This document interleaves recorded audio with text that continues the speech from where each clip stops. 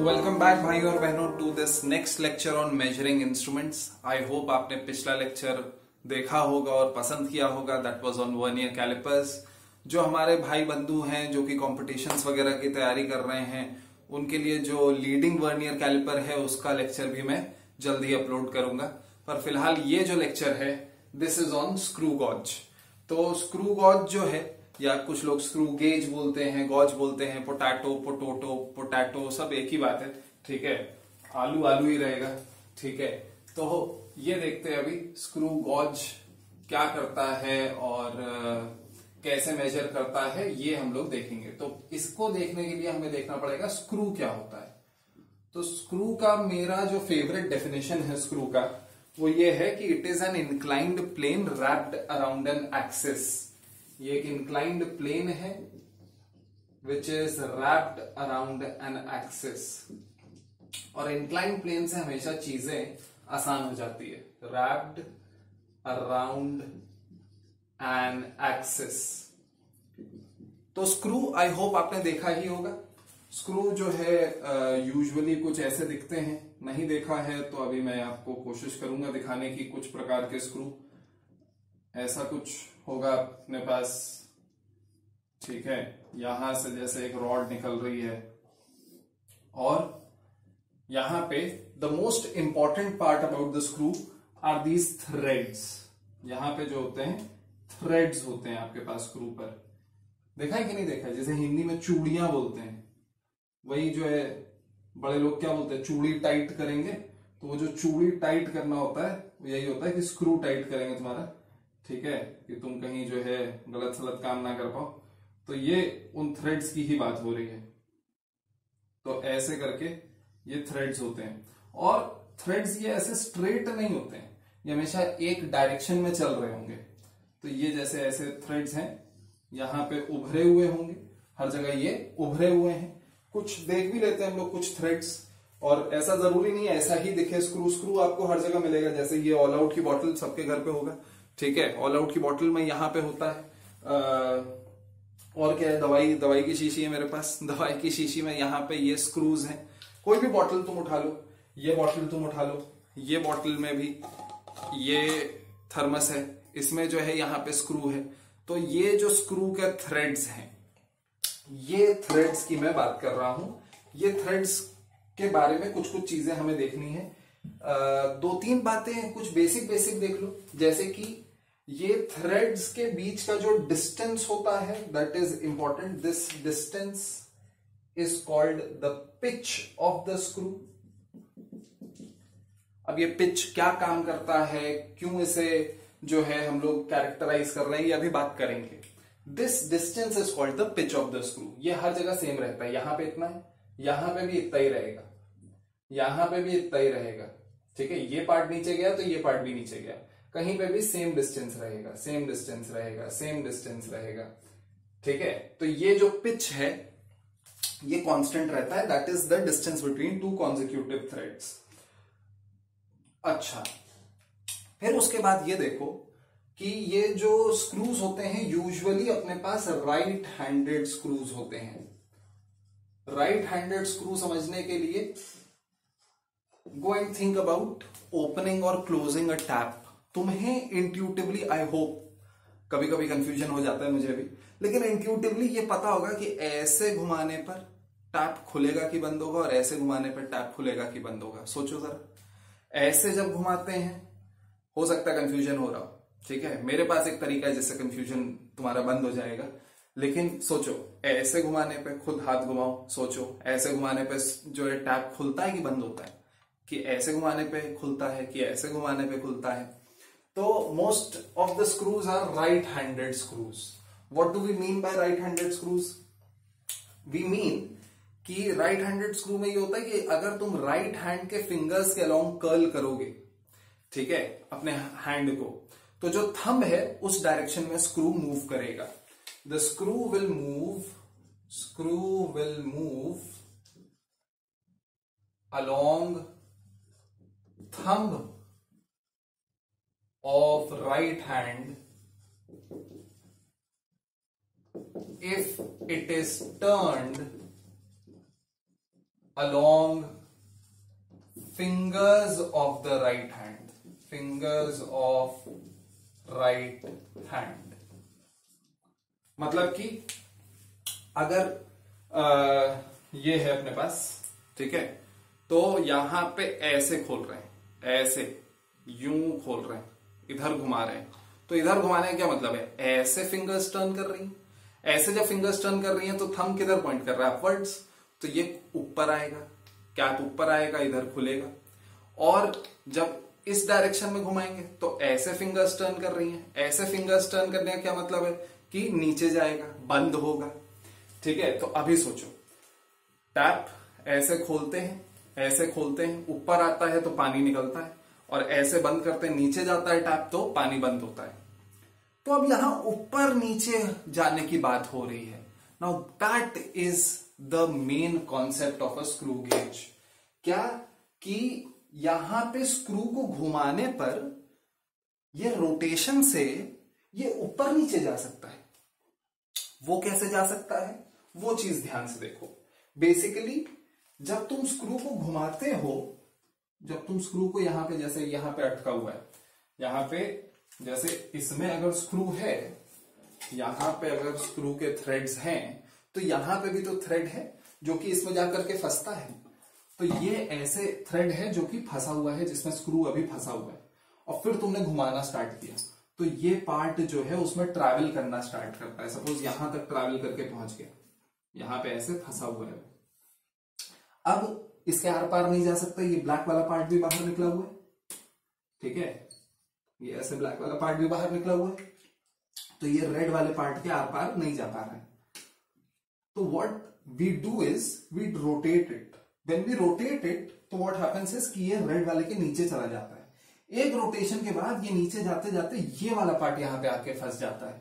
तो एक रोटेशन में ये पिच डिस्टेंस मूव करता है। हो सकता है ना दिख रहा हो, आपकी गलती भी नहीं है, ठीक है, ये इतना डायरेक्टली नहीं दिखता है, लेकिन अभी मैं दिखाने वाला हूं, ठीक है। देखो ध्यान से, फोकस चेंज करना पड़ेगा मुझे, एक मिनट। यहां कहीं रखते हैं, हाँ। तो ये अगर आप देखो इसको, this is a compass. Compass भी सबके पास होता है, निकाल लो अगर है तो। ये अगर आप देखें, ये भी एक स्क्रू है। हो सकता है दूसरे टाइप का कंपस हो, उसमें भी स्क्रू होता है पेंसिल को दबाने के लिए। तो ये मैंने जो है कंपस निकाला है, इसमें स्क्रू है। ये तुम्हारा बोल्ट है। तो अभी मैं बोल्ट घुमा रहा हूं और स्क्रू के ऊपर वो ऊपर नीचे मूव कर रहा है। यूजुअली क्या होता है कि बोल्ट एक जगह फिक्स रहता है और हम लोग स्क्रू घुमाते हैं जो कि मूव कर रहा होता है। ऐसे घुमाएंगे तो देखो ये इधर मूव कर रहा है, हो सकता है ना दिख रहा हो, ऐसे देखो। ये अभी किस तरफ मूव कर रहा है, ये आपके राइटवर्ड्स मूव कर रहा होगा, और अभी ये आपके लेफ्टवर्ड्स मूव कर रहा होगा। ये दिख रहा है कि नहीं, दिस इज मूविंग। तो ये जो है आपका जो मोशन है, क्योंकि यहां पे ये फंस जा रहा है, चूड़ियों के बीच में फंस जा रहा है, तो अभी आर पार नहीं जा सकता है, but it can turn around it to travel, ठीक है। तो मैं कई बार, कई दफा यहां पे कोशिश करूंगा दिखाने की, और देखते हैं कौन सा वाला आपको समझ में आता है। ये अगर आप देखें, यहां पे आके दिखाता हूं, दिस ओवर हियर। ये अगर आप देखें तो इसमें मैं इसे टर्न कर रहा हूं स्क्रू को, और टर्न करता जा रहा हूं। Can you see it is moving rightwards. Screw जो है अपना राइटवर्ड्स मूव कर रहा है कि नहीं कर रहा है। तो एक कंप्लीट रोटेशन, अगर ये बोल्ट हम लोग खोल करके देखें, अरे आउट ऑफ फोकस चला गया, हाँ, ये बोल्ट अगर हम लोग खोल करके देखें तो इसके अंदर ऐसा क्या है, इसके अंदर इसके कॉम्प्लीमेंट्री देखो चूड़ियां हैं। फिर पीछे चला गया फोकस, मिल जा भाई, हाँ। तो इसके अंदर अगर आप देखो तो क्या हो रहा है, इसके अंदर भी वैसी ही चूड़ियां हैं, बस इसके कॉम्प्लीमेंट्री हैं। तो आर पार जाने के बजाय you can turn it around. दिख रहा है, फिर से फोकस मिस हो रहा है भाई, हाँ, आई होप अभी आपको कुछ कुछ दिख रहा है। ठीक है, तो ये जो आपके अंदर कॉम्प्लीमेंट्री चूड़ियां हैं, that is what breaks its motion, आर पार नहीं जाने देता है, तो इसे टर्न करना पड़ता है आगे जाने के लिए, और हर एक रोटेशन में ये एक पिच आगे मूव करता है। तो बेसिकली यही चीज फिर से देखते हैं यहां पे। एक बार मैं फिर से बना दे रहा हूं क्या हो रहा है। तो फिर से ये अपने पास सपोज ये ऐसे उभरा हुआ है, फिर ये ऐसे उभरा हुआ है, फिर ये ऐसे उभरा हुआ है, और यहां तक स्क्रू है। ठीक है, ये यहां पे ऐसे उभरा हुआ है, ऐसे उभरा हुआ है, ऐसे उभरा हुआ है, और ये ऐसे टर्न आपका कर रहा है। तो जब आप स्क्रू को ऐसे लगाते हो, यहां पे सपोज एक कब्जा है जो कि रोक रहा है उसे जाने से, रोक रहा है उसे जाने से ऐसे। ठीक है, तो इसमें छेद है, जैसे बोल्ट में क्या होता है, यहां पे छेद होता है, लेकिन यहां पे वो रोक रहा होता है उसे। तो आप इसको ओवरकम करने के लिए क्या करते हो, यहां पे जहां पे वो रोक रहा है उसे, उसके अराउंड उसे रोटेट करने लग जाते हो।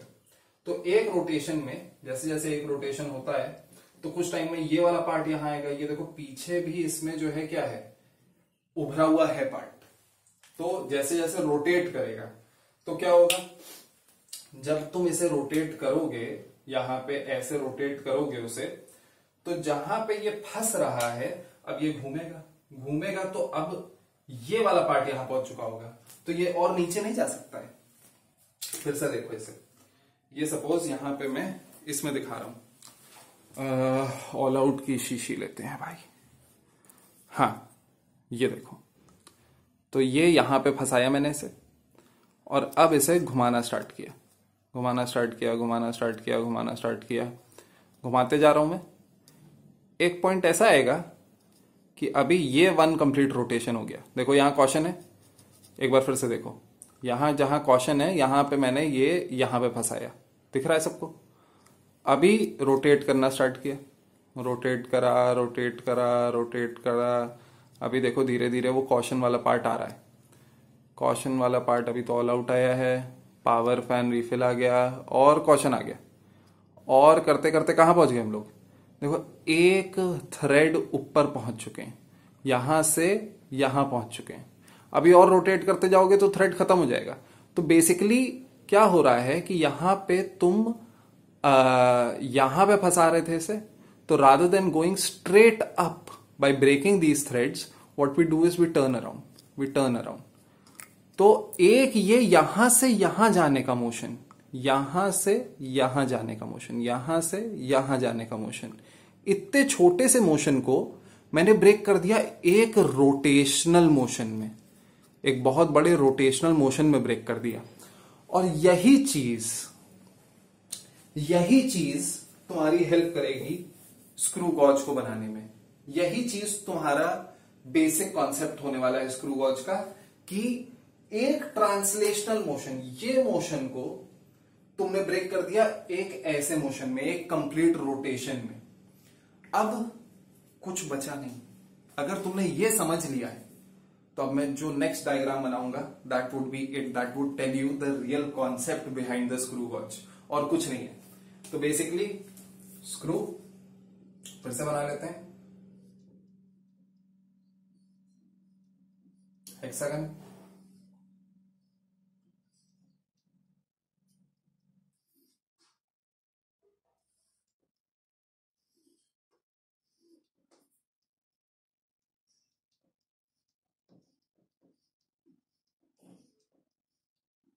तो ऐसे थ्रेड्स हैं, और ऐसे जो थ्रेड्स हैं इसमें एक रोटेशन करने पे क्या होगा, ये इतना नीचे जाएगा, this is going to be the pitch, pitch नीचे जाएगा। ये पिच यूजुअली बहुत कम होती है। एक बार फिर से मैं पास आ रहा हूं, suppose this is the largest pitch in a screw that I have, this is the smallest. एक बार फिर से, तो this over here is the largest, जगमग लगी हुई है, दिस इज द स्मॉलेस्ट, ठीक है, और भी इससे पतली पतली भी हो सकती हैं, इससे मोटी मोटी भी हो सकती हैं। ये 2 मिलीमीटर का पिच है और ये 1 मिलीमीटर का पिच है। ठीक है, तो ये जो 1 मिलीमीटर का मोशन है, यूजुअली 1 मिलीमीटर का पिच होता है, ये 1 मिलीमीटर का मोशन अब तुम क्या करो कि इसके ऊपर लगा दो एक डायल। तो एक बार फिर से, ये जो 1 मिलीमीटर का मैंने आपको पिच दिखाया, यूजुअली पिचेस जो है 1 मिलीमीटर के ही होते हैं, मतलब कि ये 1 मिलीमीटर नीचे जाता है एक रोटेशन में। ठीक है, एक रोटेशन इसका करा और ये 1 मिलीमीटर नीचे ट्रांसलेट करा। अब तुम क्या करो, अब इसके ऊपर लगा दो एक चक्का, तुम यहां पे एक डायल लगा दो, इसके ऊपर चिपका दो कि जैसे जैसे ये रोटेट कर रहा है वैसे वैसे यहां पे एक पॉइंटर लगा हुआ हो और जो कि बताए कि रोटेशन कहां तक हुआ है। मतलब कि पूरा इसे रोटेट ही ना होने दो। यहां पे सपोज तुमने 0 मार्क कर दिया, यहां कहीं 10 मार्क कर दिया, 20 मार्क कर दिया, 30 मार्क कर दिया, 40 मार्क कर दिया, 50 मार्क कर दिया, 60, 70, 80, 90 और वापस इधर 100th डिवीजन तक मार्क कर दिया तुमने।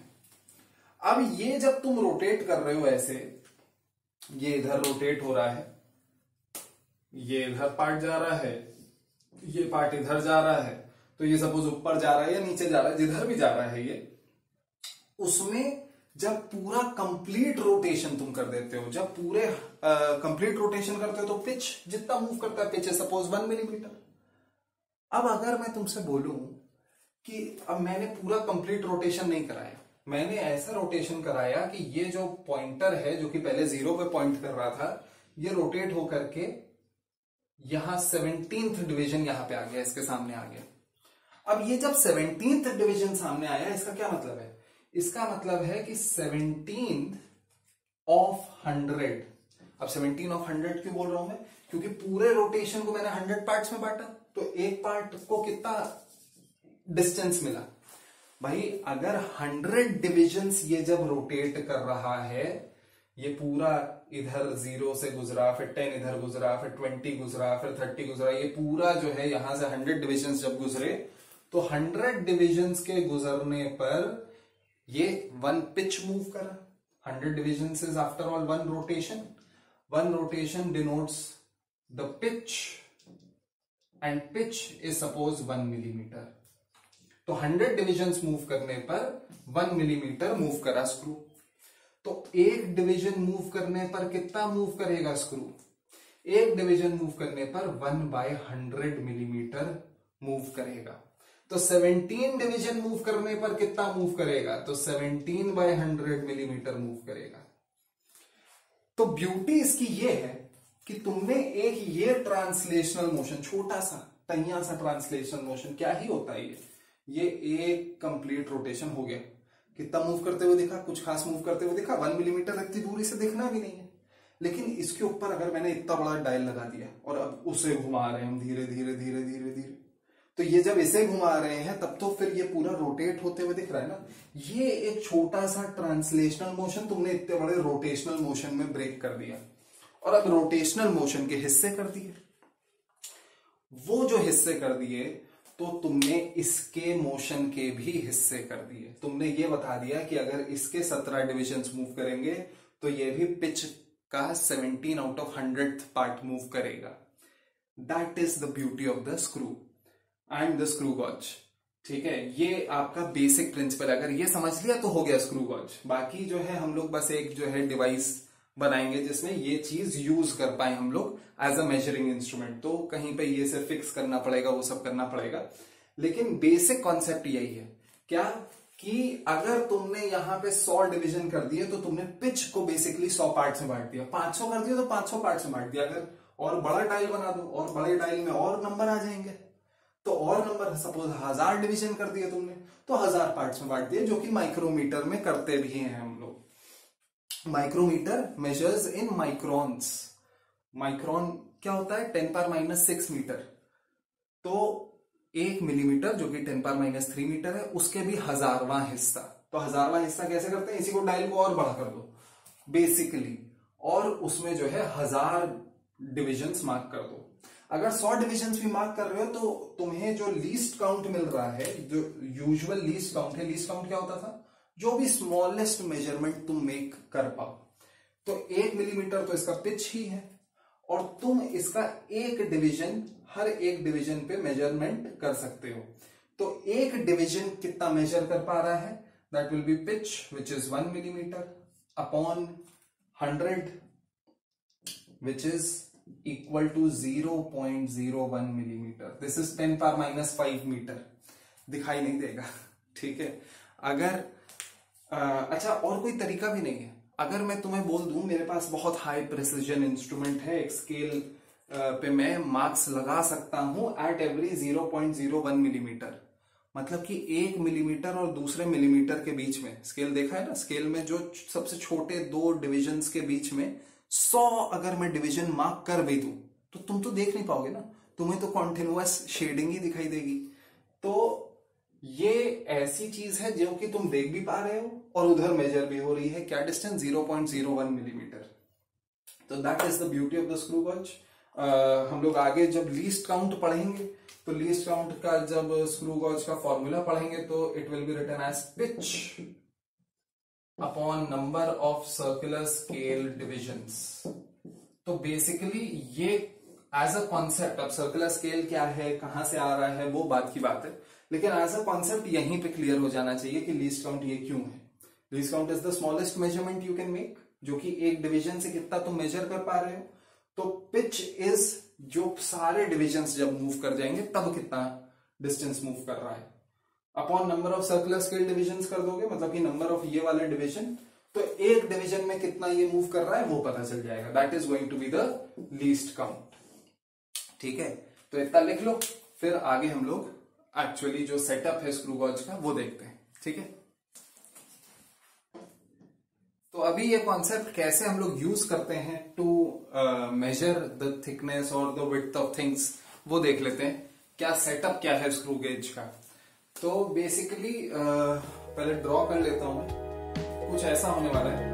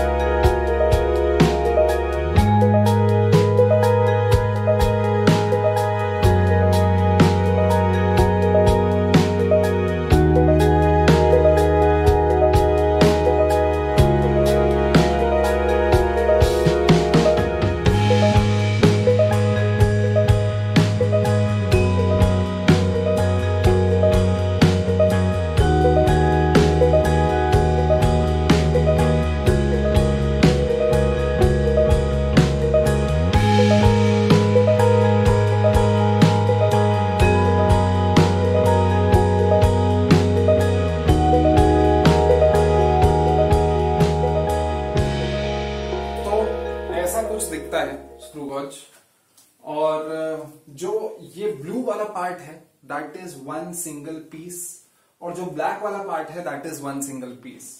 Now this is something that you would only understand if I had the screw gauge on my hand, लेकिन वो अभी जो है ऑफिस में पड़ा हुआ है सारे जो अपने स्क्रू गॉज हैं, तो फिलहाल इसी से समझो कि ये एक स्क्रू है लंबा सा ये पूरा स्क्रू एकदम यहां पे जाकर के इससे अटैच्ड है ब्लू वाले पार्ट से, ये पूरे जो आउटर ड्रम है जिसपे सर्कुलर स्केल लगा हुआ है, और ये फिर बाकी का पार्ट ये खोखला है जिसमें ये इनर ड्रम जो है चल रहा है जिसपे ये मेन स्केल लगा हुआ है। This is the main scale, और इधर ये सर्कुलर स्केल है ब्लू वाला, this is the circular scale.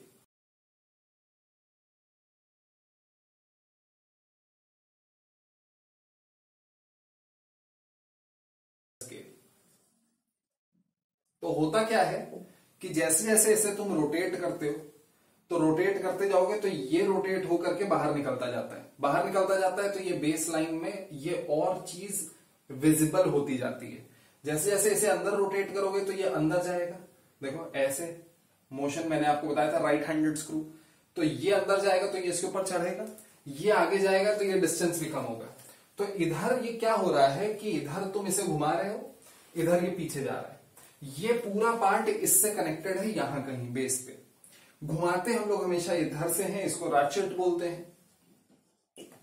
Ratchet जो होता है ये थोड़ा प्रेशर सेंसिटिव होता है, मतलब कि अगर ज्यादा प्रेशर से तुमसे ये नहीं कि जो है बहुत अच्छे से टाइट कर दो, क्योंकि usually you are measuring very thin things.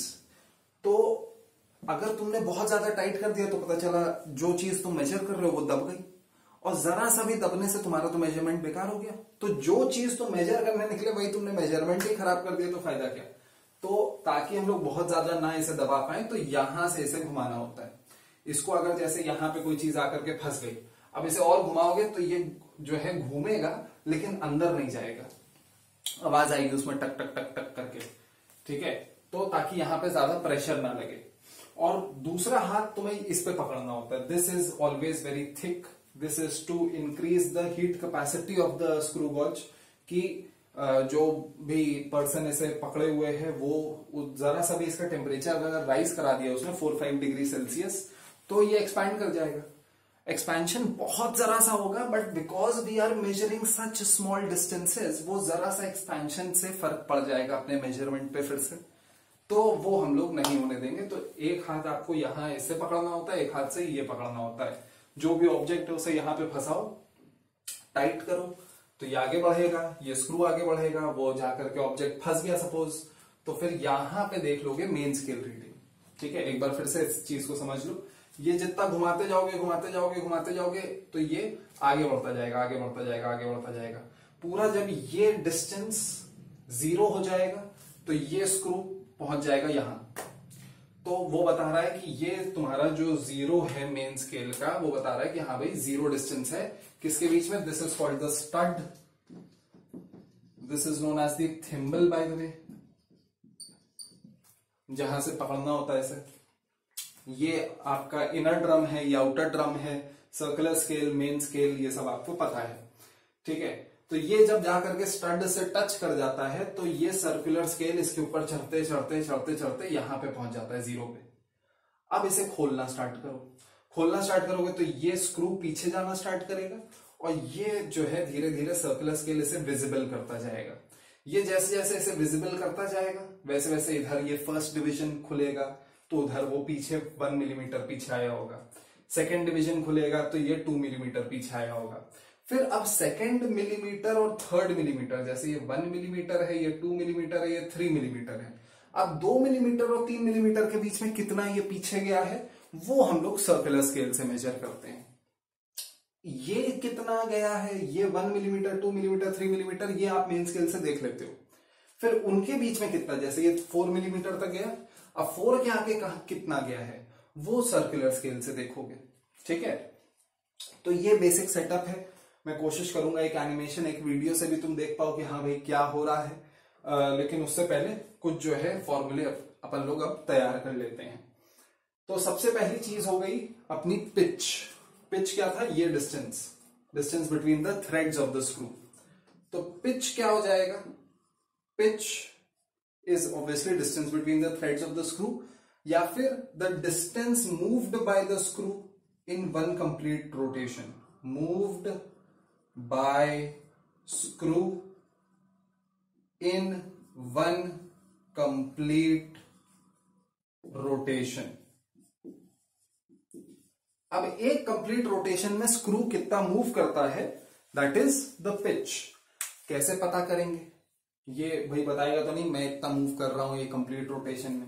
घुमाओगे, एक कंप्लीट रोटेशन करोगे तो फिर यहां पे नहीं मेजर करोगे, इसको देखोगे सर्कुलर स्केल कितना आगे बढ़ रहा है।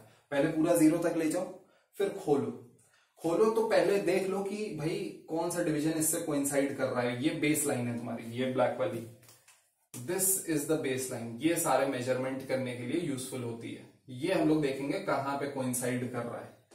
This is the base line. तो बेस लाइन देखेंगे, सपोज जो है 0 पे आई हुई है, फिर तुमने खोला, वो 0 जो है घूम करके वापस से आया यहाँ पे। तो जब वापस से आया घूम करके, तो फिर से जब वापस आया तो 1 कंप्लीट रोटेशन हुआ। ये नहीं कि घुमाए जा रहे हैं, नहीं। ये 0 यहाँ पे सपोज टच कर रहा है यहाँ पे, अब खोलना स्टार्ट किया स्क्रू को तो ये 0 नीचे गया, फिर वापस ऊपर आया और इधर आया। तो अगर 1 मिलीमीटर मूव कर गया ये 1 कंप्लीट रोटेशन में, तो पिच क्या हो जाएगा, 1 मिलीमीटर हो जाएगा। कई बार क्या होगा कि ये 0 नीचे जाएगा, ऊपर जाएगा, फिर यहां तक आएगा, लेकिन 1 मिलीमीटर अभी तक विजिबल नहीं हुआ होगा, मतलब कि यहां पे कहीं पहुंचा होगा अपना सर्कुलर स्केल। तो आप एक और रोटेशन दो, एक और रोटेशन गए, नीचे गए, वापस ऊपर आए, ये 0 यहां आया, तब जाके 1 मिलीमीटर विजिबल हुआ। तो पिच इस केस में क्या हो जाएगा, 2 रोटेशन में 1 मिलीमीटर मूव करा है, तो 1 रोटेशन में कितना मूव करा होगा, अगर 2 रोटेशन में 1 मिलीमीटर मूव करा है तो 1 रोटेशन में it would have moved 0.5 millimetre. तो बेसिकली पिच का हम लोग एक फॉर्मूला बना चुके हैं, pitch is distance moved by screw upon number of rotations.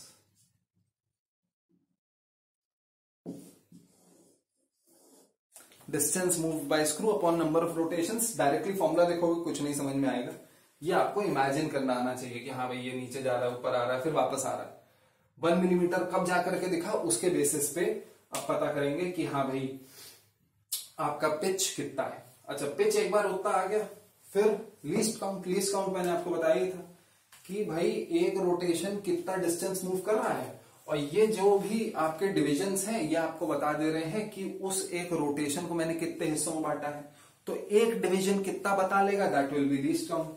तो लीस्ट काउंट का फॉर्मूला पिच के बाद लिखना, ये फर्स्ट फॉर्मूला है, मैं यहां लिख रहा हूं, लेकिन आप अपने नोट्स में पिच के बाद लिखना। Least count will be pitch upon number of circular scale divisions. कई टीचर्स जैसे ये भी कहना पसंद करते हैं टोटल नंबर, क्योंकि number of circular scale division, अभी जो रीडिंग लेंगे हम लोग तब भी वहां पे भी सर्कुलर स्केल डिवीजन बोलेंगे, यहां पे भी सर्कुलर स्केल डिवीजन बोलेंगे, तो थोड़ा कंफ्यूजन हो जाता है। तो total number of circular scale divisions. अच्छा, एक और चीज ये समझ लो कि total number of circular scale divisions जैसे 50 हो सकता है, 100 हो सकता है, 200 भी हो सकता है, तो अलग अलग केसेस में अलग अलग होता है। But the most usual cases की पिच 1 मिलीमीटर होता है और number of circular scale divisions आपका 100 होता है। तो usually the screw gauge has a least count of 0.01 millimetre और 0.001 सेंटीमीटर। ये यूजुअल आपके लीस्ट काउंट हैं स्क्रू गॉज के। अच्छा, इतनी चीज हो गई। अब इसी में ये देख लो कि कैसे मेजरमेंट करते हैं, कुछ बचा ही नहीं। अब ये डिस्टेंस तुम्हें मेजर करना है, तो क्या हो जाएगा, यहां पे देख लो कि अच्छा, बाय द वे मैंने आई मेड श्योर कि ये डिस्टेंस लगभग ये डिस्टेंस के बराबर है, ठीक है। तो ये 4 मिलीमीटर अगर दिखा रहा है तो 4 मिलीमीटर तो मूव करे ही करें, और फिर उसके बाद 5वां मिलीमीटर का कुछ हिस्सा मूव करें हैं। तो अगर मैं यहां पे डायरेक्टली लिख दूं, और स्पेशली अगर तुमने वर्नियर कैलिपर्स वाला लेक्चर देखा है, तो this would be very very obvious to you कि observed reading will be equal to main scale reading plus यहां पे क्या हो जाएगा, जो भी सर्कुलर स्केल डिवीजन तुम रीड कर रहे हो इनटू लीस्ट काउंट। क्यों ऐसा हो जाएगा, सोचो जरा। ऐसा इसलिए हो जाएगा क्योंकि सपोज सर्कुलर स्केल डिवीजन तुमने फिर से रीड करा 17th, तो 17th सर्कुलर स्केल डिवीजन मतलब कि 17 आउट ऑफ जो भी एक डिवीजन मेजर कर रहा है। लीस्ट काउंट क्या था कि एक डिवीजन कितना मेजर कर रहा है। Least count is measurement made by 1 circular scale division है यहां पे। हालांकि लीस्ट काउंट का डेफिनेशन ऑब्वियसली होता है the smallest measurement that an instrument can make, लेकिन यहां पे वो स्मॉलेस्ट मेजरमेंट कितना है, जो एक डिवीजन मूव करने से जितना भी ये पीछे आएगा। तो ऑब्वियसली एक डिवीजन से तुमने पता कर लिया, फिर यूनिटरी मेथड लगाओ कि एक डिवीजन में अगर इतना पीछे आया तो 17 में इतना आएगा, तो 17 into this plus main scale reading तो है ही, बस हो गया। ऑब्जर्व रीडिंग का फॉर्मूला आ गया, main scale reading plus circular scale division coinciding with the base line. अच्छा, कैसे मेजर करोगे कि ये वाली लेनी है कि ये वाली कि ये वाली, कौन सी लेनी है, तो जो भी बेस लाइन के साथ कोइंसाइड करे। जैसे यहाँ पे ना 41 नहीं, कौन सा ये 38 39 के बीच में कोई एक कोइंसाइड कर रही है, तो जो भी कोइंसाइड कर रही हो, सपोज थोड़ा और क्लियर अगर मैं बना दूं, 38 सपोज कोइंसाइड कर रही है, तो 38th डिवीजन में डाल दूंगा इसमें।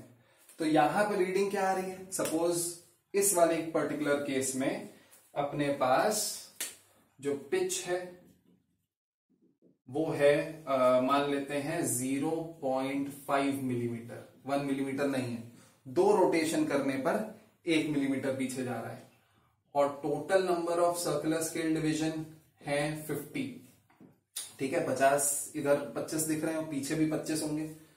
और जो मेन्स, तो ऑब्जर्व रीडिंग क्या हो जाएगी, main scale reading which is 4 millimetre, 4 millimetre आ गया भाई, प्लस ये एक ही रोटेशन हुआ है फिलहाल, एक रोटेशन होने के बाद, अच्छा यहां पे एक थोड़ा सा टिपिकल केस होता है कि जब एक ही 1 मिलीमीटर यहां होता है और यहां पे पिच 0.5 मिलीमीटर होता है, तो इसे अभी थोड़ा सा इग्नोर कर देते हैं, ये थोड़ा सा टिपिकल केस है, ये कभी भी 9th वाले 11th वाले सिलेबस में नहीं आएगा। अभी थोड़ा सा रुक जाओ, पिच जो है 1 मिलीमीटर ही अभी फिलहाल रखते हैं, और टोटल सर्कुलर स्केल डिवीजन 100 रखते हैं। और अभी ऑब्जर्व रीडिंग आपकी हो जाएगी main scale reading which is 4 millimetre plus circular scale division coinciding with the base line that is 38 into least count क्या हो जाएगा 1/100 मिलीमीटर विच इज 0.01 मिलीमीटर। तो आंसर क्या आ गया, ये आ गया 4.38 मिलीमीटर। ऐसे ही एक और एनिमेशन है जो कि आई होप मैं चला दूंगा स्क्रीन पर। तो उसमें जो है अपने पास ये है कि 4 मिलीमीटर उसमें भी क्या हो रहा है, मूव कर रहा है, ये स्टड से स्क्रू 4 मिलीमीटर मूव कर रहा है, तो 4 आपके मेन स्केल डिवीजन विजिबल होंगे, तो वो 4 मिलीमीटर हो गया। और 14th डिवीजन सर्कुलर स्केल का कोइंसाइड कर रहा है, उसे एडजस्ट करने के बाद हमने दिखाया है कि 14th डिवीजन कोइंसाइड कर रहा है बेस लाइन से। बेस लाइन, उसमें देखो बेस लाइन एक स्ट्रेट लाइन है, उससे देखेंगे कौन सा डिवीजन कोइंसाइड कर रहा है, that is the 14th division. तो फिर से जो रीडिंग वहां पे आएगी वो ऐसे ही आएगी, 4.14 मिलीमीटर आएगी वो, ठीक है। तो स्क्रू वॉच में ऑब्जर्व रीडिंग आपका हो गया। अभी नेक्स्ट देखते हैं हम लोग जीरो एरर, ठीक है। तो इतना नोट डाउन कर लो, थोड़ा प्यार से बना लो, थोड़ा इसमें एहतियात बरत के जूम वूम करके तब बनाना, ठीक है। फिर जीरो एरर देखते हैं। आगे हाथ जीरो एरर का कॉन्सेप्ट समझ लेते हैं। जीरो एरर्स का कॉन्सेप्ट समझने के लिए जो सबसे कॉमन लोग गलती करते हैं, स्टूडेंट्स भी टीचर्स भी, वो सिंपली यही इसी में रटते हैं कि भाई जब 0 अबव होगा तो क्या होगा, जब 0 बिलो होगा बेस लाइन के तो क्या होगा। स्पेशली अगर आपने बुक्स देखी हो या टीचर्स से पढ़ा हो, तो बुक्स भी सिर्फ इतनी ही बात करती हैं कि बेस लाइन से अगर ऊपर आ रहा है 0 तो ऐसा जीरो एरर, और नीचे आ रहा है तो ऐसा जीरो एरर। सपोज ये तुम्हारा जो है 0 सेपरेशन है, फिर से ये स्टड जो है हमने, ये स्क्रू जो है स्टड से चिपका दिया, तो the formal distance is obviously 0। अगर ये स्क्रू हमने स्टड से चिपका दिया, अभी मैंने मिटा दिया है वो, लेकिन ये ले जा करके अगर हमने यहाँ पे ये जो स्टड था अपने पास उससे ले जा करके चिपका दिया, तो डिस्टेंस 0 आना चाहिए, तो रीडिंग भी 0 आनी चाहिए। तो ये जो मेन स्केल डिवीजन है 0 यहाँ पे, और ये जो बेस लाइन है ये वाली, ये आपका ऑब्वियसली यहां पहुंच जाएगा। स्क्रू टाइट करते करते करते करते ये जब टच करेगा तो ये सर्कुलर स्केल बढ़ते बढ़ते बढ़ते बढ़ते ये सब छुप जाएगा और 0 पे पहुंच जाएगा। एट द सेम टाइम क्योंकि डिस्टेंस 0 है तो 0 divisions must have moved on the circular scale as well. अगर कोई एरर नहीं है तो यहां पे 0 आना चाहिए। ये अगर 0 है तो फिर this is, if this is the condition at 0 separation, अगर ऐसा दिख रहा है एट 0 सेपरेशन, अगर ऐसा दिख रहा है तो फिर no 0 error is present, no 0 error is present. इससे ज्यादा इंपॉर्टेंट कि 0 सेपरेशन पे कैसा दिख रहा है, क्या हो रहा है, एक मिनट। तो इससे ज्यादा इंपॉर्टेंट कि 0 सेपरेशन पे ये 0 इसके बेस लाइन से कोइंसाइड कर रहा है। ये मेन स्केल है, ये सबको समझ में आ रहा है ना। ये ब्लैक वाला पार्ट जो मैंने वहां बना रखा था और ये ब्लू वाला पार्ट है, फिर से मैं ब्लू से नहीं बना रहा हूं। इससे ज्यादा इंपॉर्टेंट है कि बाकी नंबर्स कहां हैं। अगर ये 100 डिविजन्स का सर्कुलर स्केल है तो देखो इधर भी सर्कुलर स्केल है, इधर भी ऊपर भी डिविजन होंगे, नीचे भी होंगे। तो it is important for you to realise कि ऊपर कौन से होंगे और नीचे कौन से होंगे। तो याद रखो कि ये क्या है, ऐसे खुलेगा और ऐसे बंद होगा, ऐसे खुलेगा और ऐसे बंद होगा। तो जब ऐसे खुलेगा तो इधर आगे के डिविजन होंगे, इधर 10 होगा, इधर 20 होगा, और यहां कहीं ये 90 होगा, ये 80 होगा। ठीक है, ये खुल रहा है। जब तुम्हें ये स्टड से दूर करना होगा स्क्रू, तो ऐसे रोटेट करने वाले हो तुम। ठीक है, तो ये ऐसे रोटेट होगा तभी तो इधर मूव करेगा। फिर से राइट हैंडेड स्क्रू, तो ये राइट हैंडेड स्क्रू का सिस्टम तुम्हारा क्लियर होना चाहिए।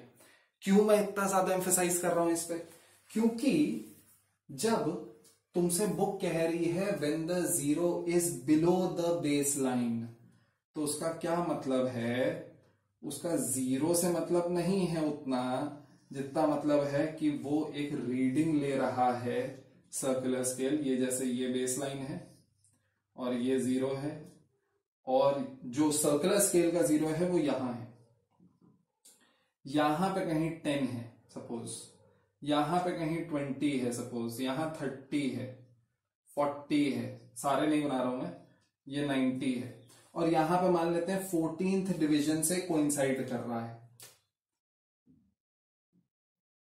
तो जब मैं कह रहा हूं when the zero of circular scale is below base line, तो मैं इफेक्टिवली ये कह रहा हूं कि जीरो सेपरेशन होने के बावजूद, जब पूरा तुमने टाइट कर दिया, एट जीरो सेपरेशन ही पूरी कहानी चल रही है कि ये पूरा इससे जाकर टच हो जाए। जीरो सेपरेशन होने के बावजूद ये कुछ रीडिंग ले रहा है ना, ये कह रहा है कि नहीं मेन स्केल रीडिंग तो जीरो है, लेकिन circular scale division 14th division अभी है, तो 14 इंटू अगर लीस्ट काउंट फिर से 0.01 मिलीमीटर है, तो इतनी रीडिंग है, कितनी, 0.14 मिलीमीटर। तो although it is in contact, when two things are in contact, what is the distance between them, कुछ नहीं, शून्य, बट इट इज रीडिंग इतना। अब अगर कोई बॉडी आएगी जिसका की लेंथ होगा सपोज 2.37 मिलीमीटर, तो ये तो भाई साहब ऑलरेडी 0.14 मिलीमीटर एक्स्ट्रा से ही स्टार्ट होंगे। अब इनको घुमाना स्टार्ट करोगे, 2.37 मिलीमीटर की बॉडी यहां पे जब एडजस्ट करोगे तुम, तो ये एक्चुअली कुछ एक्स्ट्रा मेजर कर रहा होगा। कितना एक्स्ट्रा मेजर कर रहा होगा, इतना, वही जहां से ये स्टार्ट हुआ है। ठीक है, तो ये जो है ये आपका हो गया when zero is below base line, यही इसका हो जाता है पॉजिटिव जीरो एरर।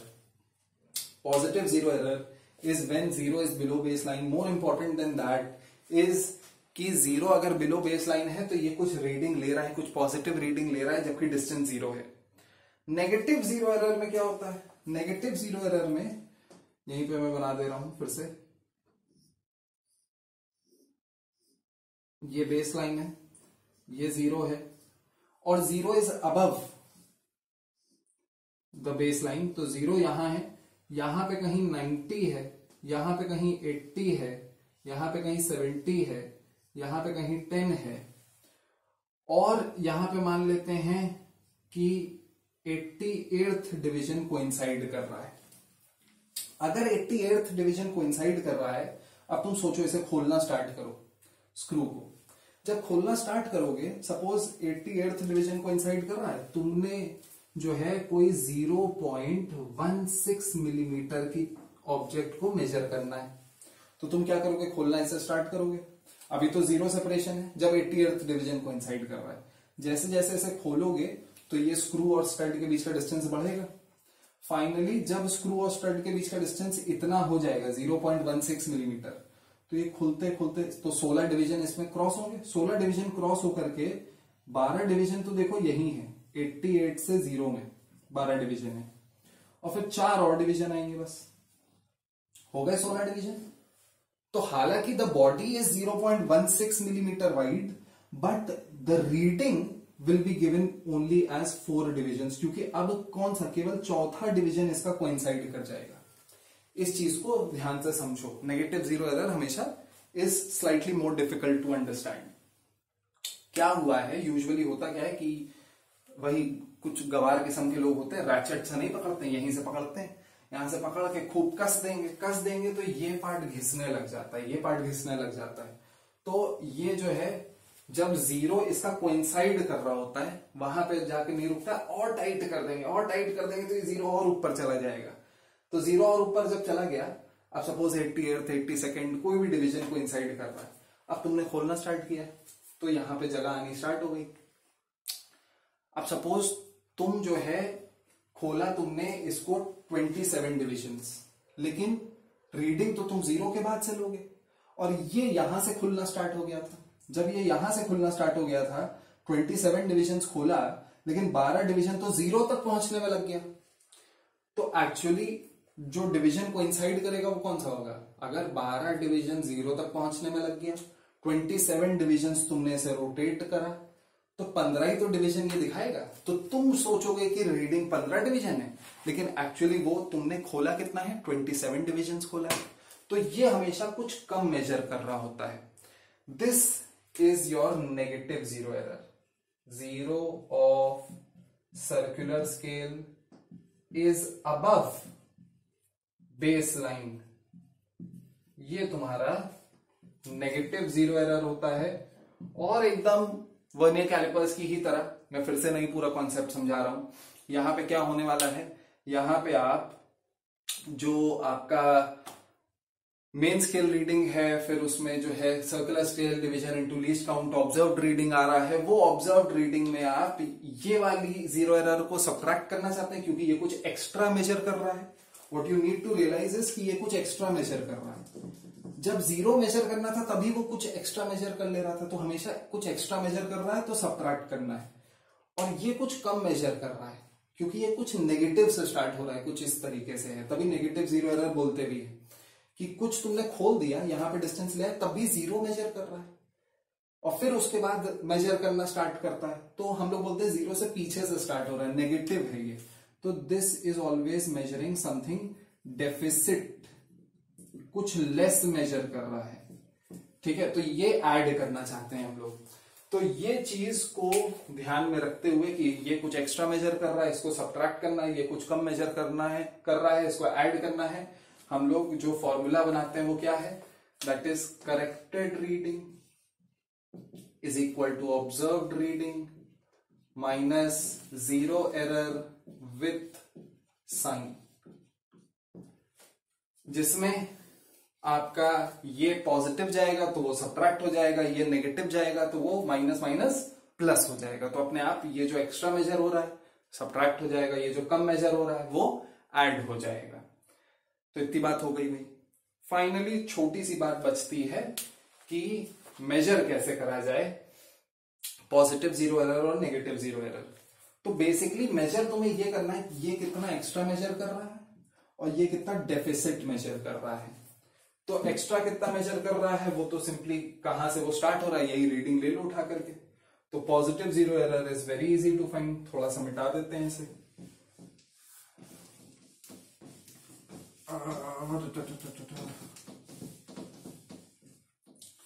तो positive zero error is simply reading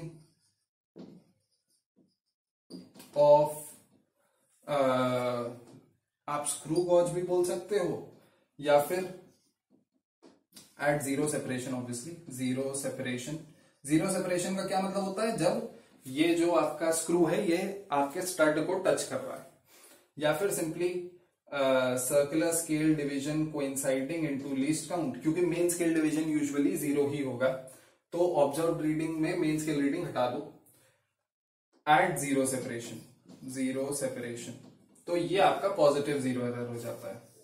और नेगेटिव जीरो एरर में जैसे ये 88th डिवीजन को इंसाइड कर रहा है, तो कितना पीछे है ये जीरो से ये निकालना है ना तुम्हें, तो वो 12 डिवीजन पीछे है। तो नेगेटिव जीरो एरर निकालने के लिए, वो 12 डिवीजन निकालने के लिए तुम क्या करोगे? Total circular scale division, circular scale division minus circular scale division coinciding into least count. तो जैसे अगर टोटल सर्कुलर स्केल डिवीजन 100 है, उसमें से 88 माइनस कर दो तो 12 आ जाएगा into least count. This is negative zero error without sign. तो अगर विद साइन तुम्हें चाहिए तो यहां पे माइनस भी लगा दियो, खत्म, कहानी खत्म। आपका जो बेसिक कॉन्सेप्ट है वो मेरे ख्याल से एकदम क्लियर हो चुका है। बाकी जो इंपॉर्टेंट क्वेश्चंस हैं ना समझ में आए तो मुझे बताओ, पर्सनल मैसेज करो, चाहे कमेंट करो, जो भी करना हो उसमें कोई संकोच ना रखो। और एक मैं कोशिश करूंगा एक और लेक्चर मैं बना दूं अबाउट दीज इंपॉर्टेंट क्वेश्चंस। ठीक है, चलिए नेक्स्ट लेक्चर में मिलते हैं।